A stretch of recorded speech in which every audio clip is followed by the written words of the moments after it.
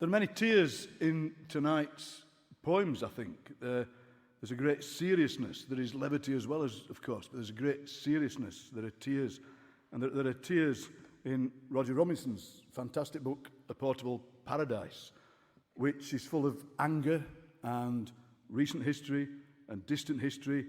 The tricksiness of language, the horror of Grenfell Tower is at the heart of this book, but there are other horrors, the horror of slavery, the horror of a kind of cultural and colonial amnesia that Roger's trying to address. And there's a line here in the book, right now it's hard for me to tell the living from the dead. And that line resonates so much. He's telling the living about the dead. He's using the dead's words to tell us about them. There's a meeting of the living and the dead in these remarkable, I've said it again, poems. Roger.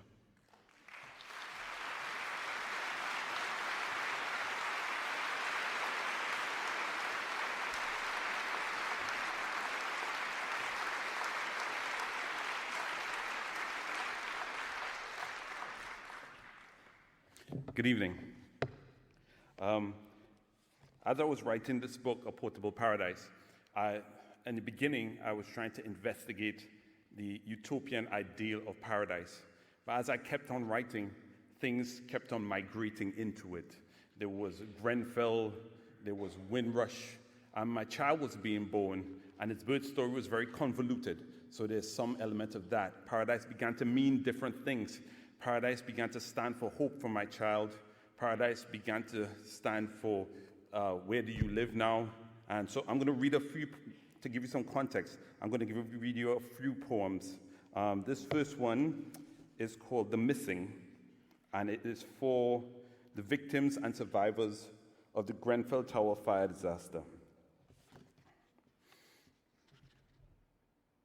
As if their bodies became lighter, 10 of those seated in the front pews of the church began to float, and then to lie as if on a bed, then pass down the aisle as if on a conveyor belt of pure air, slow as a funeral cortege, past the congregants, some sinking to their knees in prayer, one woman rocking back and forth, muttered, "What about me, Lord? Why not me?" The risen, streaming slowly, so slowly, out the Gothic doors of the church and up to the sky, finches darting deftly between them. 10 streets away, a husband tries to hold on to the feet of his floating wife. At times, her force lifts him slightly off the ground. His grip slipping, he falls to his knees with just her high-heeled shoes in his hands. He shields and squints his eyes as she is backlit by the sun. 100 people start floating from the window of a tower block. From far enough away, they could be black smoke from spreading flames, a father with his child on top his shoulders, men in sand-colored galabeers, a woman with an Elvis quiff and vintage glasses, a deep indigo hijab flapping in the wind, an artist in a wax cloth head wrap, all airborne. Amongst the cirrus clouds, floating like hair, they began to look like a separate city, like human lantern wishes. Someone looking on might mistake them for new arrivals to Earth. They are the city of the missing, and we now are the city of the stayed.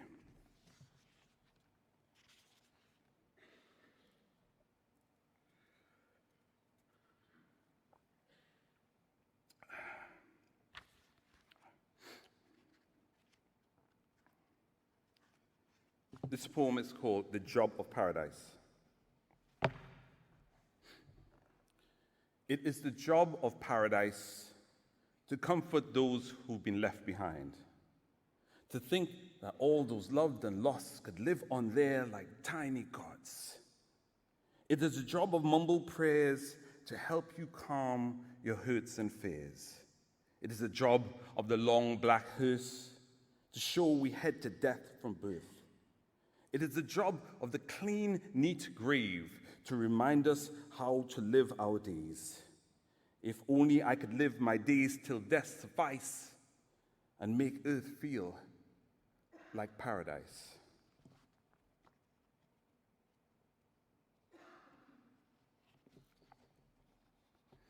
This poem is called Grace.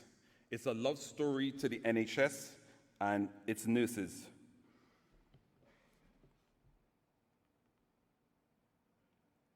Grace. That year, we danced to the green bleeps on screens. My son had come early, just the 1 kilogram of him, all big head, bulging eyes, and blue veins.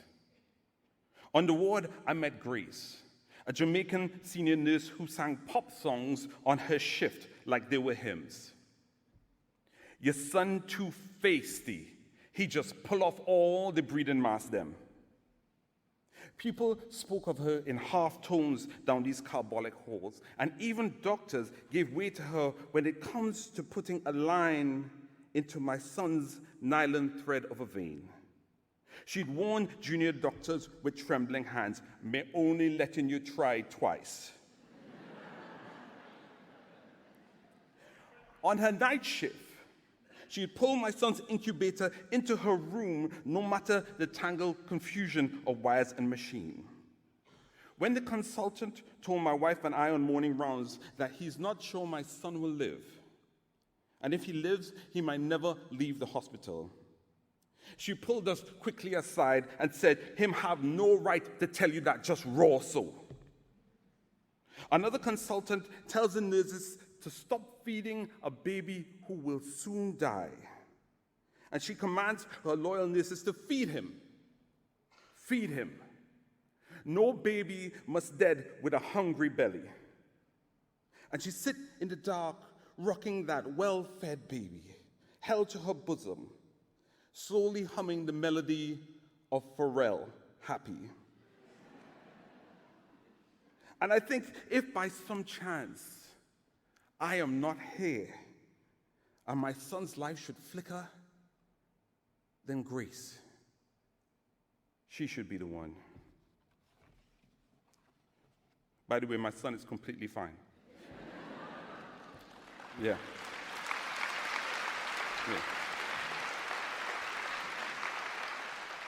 He likes fighting, and when I'm washing the dishes, he'll say, "Take that, Daddy, bam, bam." I made a mistake not to say that after reading once, and I was like, it didn't go down well. This is the title poem of the book. It's called A Portable Paradise.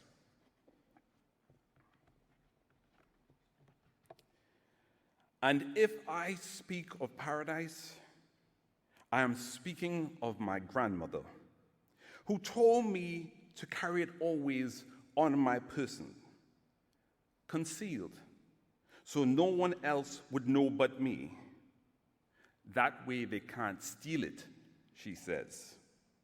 And if life puts you under pressure, trace its ridges in your pocket. Smell its piney scent on your handkerchief. Hum its anthem under your breath. And if your stresses are sustained and daily, get yourself to an empty room, be it hotel, hostel, or hovel. Find a lamp. Empty your paradise onto a desk. Your white sands, your green hills and fresh fish. Shine the lamp on it like the fresh hope of morning, and keep staring at it till you sleep. Thank you.